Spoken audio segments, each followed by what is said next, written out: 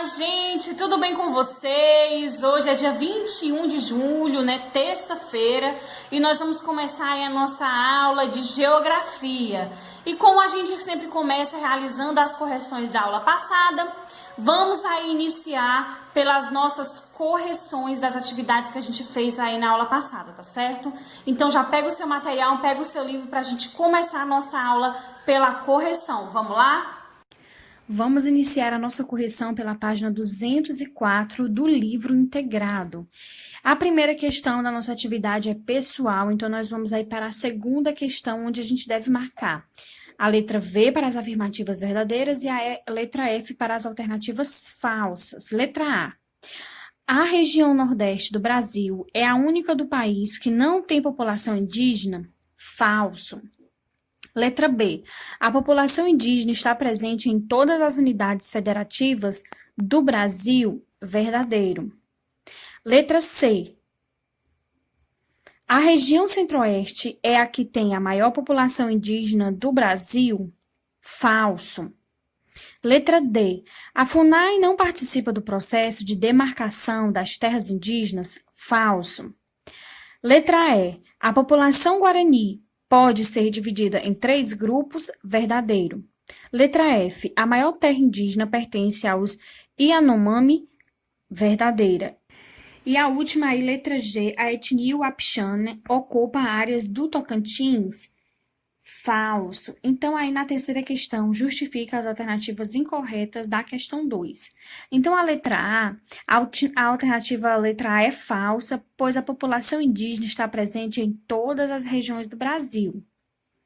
Na letra C, é falsa, pois não é a região centro-oeste que apresenta a maior população indígena, mas sim a região norte. Na D, é falsa, uma vez que a FUNAI tem papel fundamental no processo de demarcação de terras indígenas. E a última é a letra G, é falsa, pois a etnia Wapixanã ocupa áreas de Roraima e não do Tocantins. Agora, nós vamos fazer a correção da nossa ficha de atividade, página 111. Na primeira questão, apresenta aí um mapa, né? Onde a gente pode ver, observar aí que ela está pintada de verde as terras indígenas que estão regularizadas, de amarelo as homologadas e de laranja ou vermelho, aí no seu livro, não sei como está, declarada as terras indígenas, tá certo? Com base no mapa, faça o que se pede a seguir. Em qual situação encontra-se muitas das terras demarcadas? Então, a maioria das terras que estão demarcadas, que são as pintadas aí no mapa, elas estão regularizadas. Por quê? Porque vocês estão vendo que o mapa está pintado, né?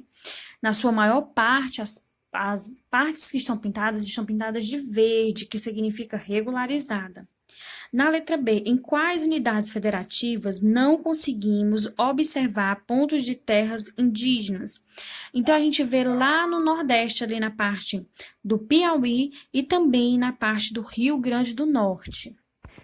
Aí, na página seguinte, né, nós podemos ver a segunda questão, relacione a primeira coluna com a segunda. Então, na página 112, vocês irão relacionar da maneira que vocês estão vendo aí no vídeo de vocês, tá?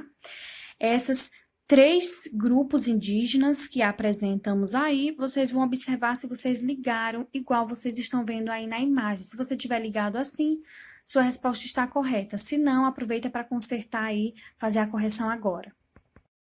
Muito bem, meus amores, feita a nossa correção, vamos agora começar o nosso capítulo, né? O nosso capítulo 4, que é o capítulo que vai fechar aí o nosso livro 2, né? No último capítulo, o último assunto que nós vamos estudar aí sobre essa unidade de diversidade cultural aqui no nosso país, no Brasil. E aí, logo na abertura desse capítulo, na página 205, vocês estão vendo, né? Uma imagem de várias crianças e escrito aí numa lousa, né, quilombolas. Então, é exatamente sobre esse assunto que nós vamos estudar, sobre os quilombolas, né? Vocês já viram aí mais ou menos no conteúdo de história o que eram os quilombos e agora a gente vai estudar mais um pouco, aprofundar os nossos conhecimentos sobre esse assunto. Então, pega o seu livro, fica ligado na aula, observa as imagens para você aprender um pouco mais sobre esse assunto. Vamos lá? Aí na abertura do nosso capítulo, nós podemos observar essas crianças, né, perto aí dessa lousa com o nome escrito quilombolas. E nesse capítulo você vai estudar a população quilombola, o que é e a importância do censo agropecuário. Na seção Conversa Vai, o que você observa na imagem sobre o que as crianças estão falando? Sobre o que vocês acham que elas estão falando, essas crianças apresentadas aí na imagem? Vocês também podem observar em que cenário essas crianças estão. Onde vocês acham que estão? Nesse muro, ao fundo? Eles estão em cima de um piso de madeira? Onde vocês acham que essas crianças estão? Pelo quadro, né, a lousa que tem aí no fundo, a gente pode prestar atenção, a gente pode perceber que eles estão aí num ambiente de sala de aula. Na nossa página 206, nós temos aí o Conversa Vem. Em sua opinião, o que significa a palavra quilombola? Então, é a sua opinião. Você não precisa correr atrás de um dicionário para responder aí esse Conversa Vem. Coloque aí o que você acha que é, sua opinião, né? O que você acha que é o quilombola? Coloque aí o que vem primeiro na sua cabeça, o que você acha que essa palavra significa. Então, dá uma pausa nesse vídeo, coloca aí seus pensamentos, o que você acha a respeito disso. Depois você volta para cá e a gente vai ver aí o que significa aí, né, numa questão jurídica, o termo quilombola, tá? O termo quilombola, quilombo, é uma categoria jurídica usada pelo Estado brasileiro a partir da promulgação da Constituição Federal de 1988, visando assegurar a propriedade definitiva às comunidades negras rurais dotadas de uma trajetória histórica própria e relações territoriais específicas, bem como ancestrabilidade negra relacionada com o período escravocrata.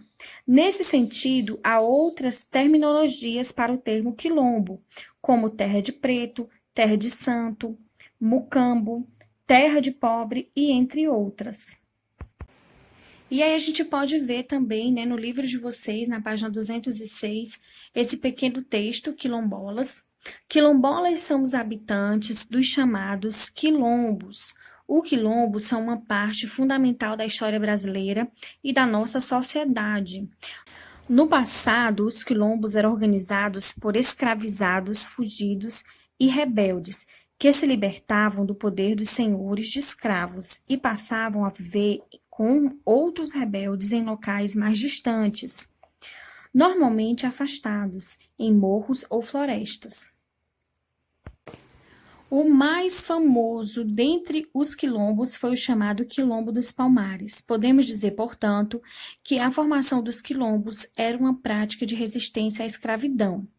E aí vocês podem ver, né, o Vale a Pena Conhecer, leiam aí um pouco sobre essa história em quadrinhos, e aí, de repente, se você conseguir fazer a leitura desse livro, ter acesso, né, seria uma boa para você ainda aprender muito mais sobre esse assunto. Quilombolas após o fim da escravidão. Com o fim da escravidão no Brasil, os quilombos permaneceram como espaços de memória e sobrevivência das famílias de pessoas que haviam sido escravizadas, mas depois foram assimilando outras pessoas nas comunidades quilombolas. Aí no ícone oralidade, após o fim da escravidão, quais dificuldades você acha que as pessoas que haviam sido escravizadas enfrentaram?